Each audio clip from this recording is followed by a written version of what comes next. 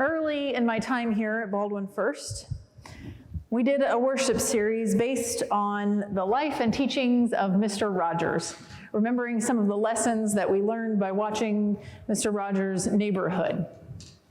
And as I was researching for that worship series, one thing stuck out to me.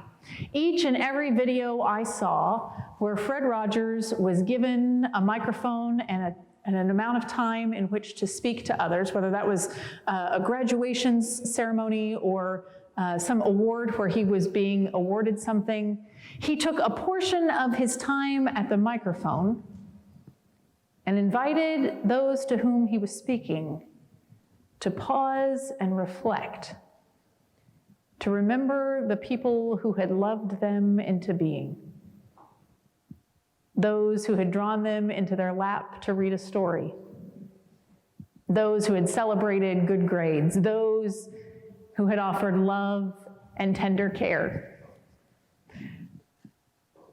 And he took a portion of the time offered to him. If it was a speech where he had a significant amount of time, then he would use a full minute and he would keep time on his watch.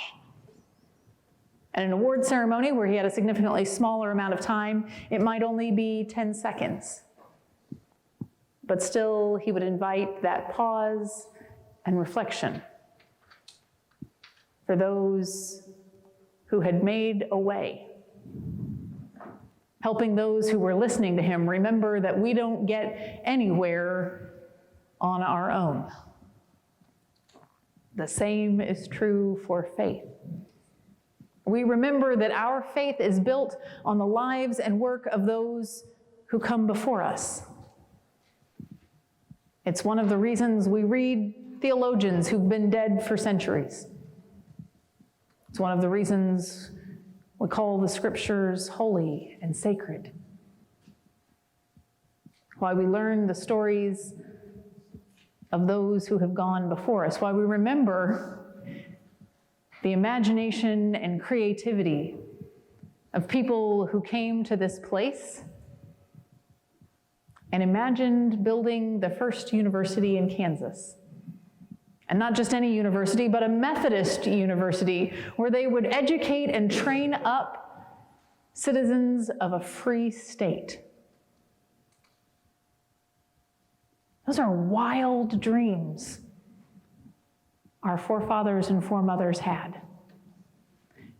The creativity and persistence of those who built each and every one of the buildings we have pictures of right in the front entryway, a gift from Baker University on our anniversary. Remembering that some of those buildings were literally built by hand by those who came before us. But also remembering the persistence of a congregation that rebuilt after a fire wiped everything out. Remembering the big, audacious, bold dreams of young people at Institute and the Epworth League, who believed they could gather enough in their offerings, not just to put in one of the side windows, but to put into the new Baldwin First Methodist Church that window, the centerpiece of this glorious sanctuary. I don't know their names, those young people, but I know the profound effect they've had on so many through the years. Just a few weekends ago during Maple Leaf, I had the joy of just being around the building while it was open and listening as group after group after group came in and told younger people in their group, oh, your grandparents were married in this sanctuary. Your uncle so-and-so was baptized in this sanctuary. I remember when I was a Baker student and we worshiped in this sanctuary. All those people helped build sacred space, not for the sake of sacred space, not for the sake of finding a plaque with their name on it, but for the sake of housing holy moments. Holy moments that come in the form of services of death and resurrection for loved ones.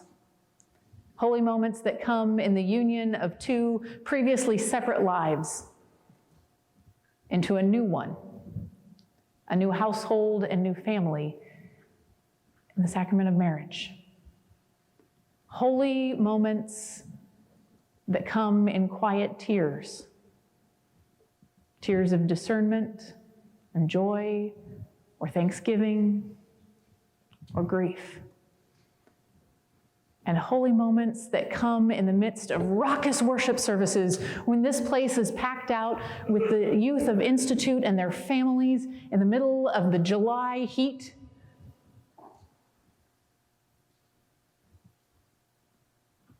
This space holds holy moments because of the faithfulness of some whose names we no longer recall, not because they're unimportant,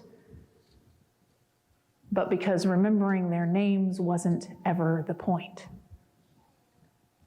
The author of the Gospel of Luke begins naming some of those who were essential in the founding of this movement of people who followed Christ, who would eventually become the early church.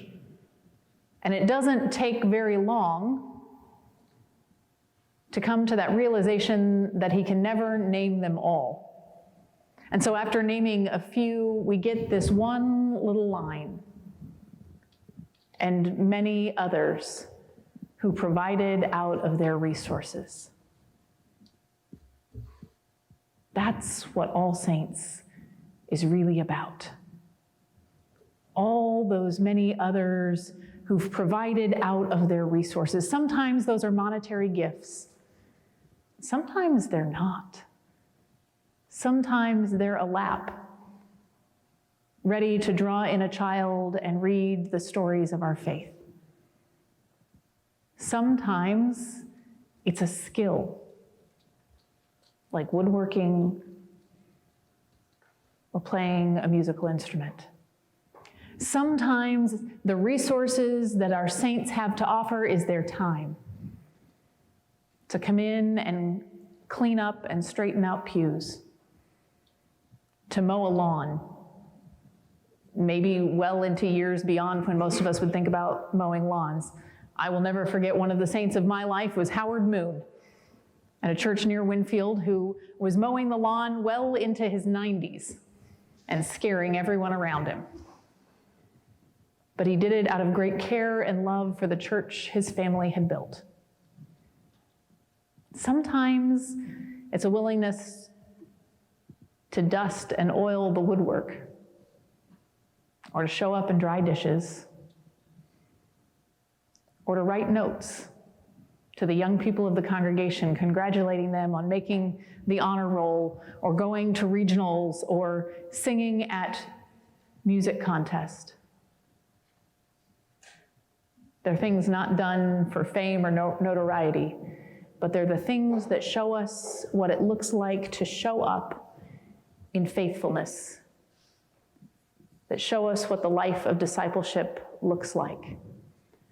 Sometimes they're the people who face trials with honesty and vulnerability, so that when our turn comes to know sorrow and heartache, we have a model to follow. One of the saints of my life who's still living just celebrated his 25th anniversary with his fake aorta. And somebody else said of him, the strongest guy I know is a vegan preacher with a Gore-Tex aorta, and it couldn't be truer. I had always admired him, but that admiration took on a new meaning when my own medical trials came, and he was there, ready to listen and understand, ready to offer encouragement and a way forward with hope and joy in the midst of struggle. These are our saints, the ones who love us into being individually and as a congregation. And on All Saints Sunday, sometimes preachers of single-level sanctuaries will say they imagine an imaginary balcony filled with those who have gone before. We have a real balcony.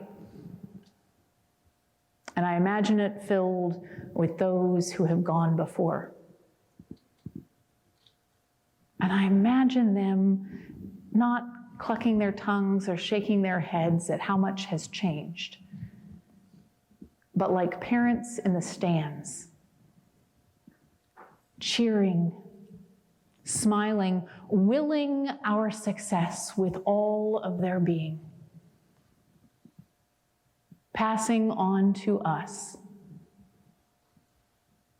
their wildly creative imaginations, their perseverance, their sense of purpose, that this be sacred space, not for the sake of sacred space, but for the sake of sharing the good news with a community in need. I imagine their joy when our sanctuary is crawling with the wiggles and giggles of children. I imagine their joy when new lives are joined together in holy matrimony. I imagine them welcoming the new saints with open arms when we celebrate a service of death and resurrection. And I know that they take joy in the moments in which we reach out with God's love and mercy to the community around us. And I give thanks to God. Amen.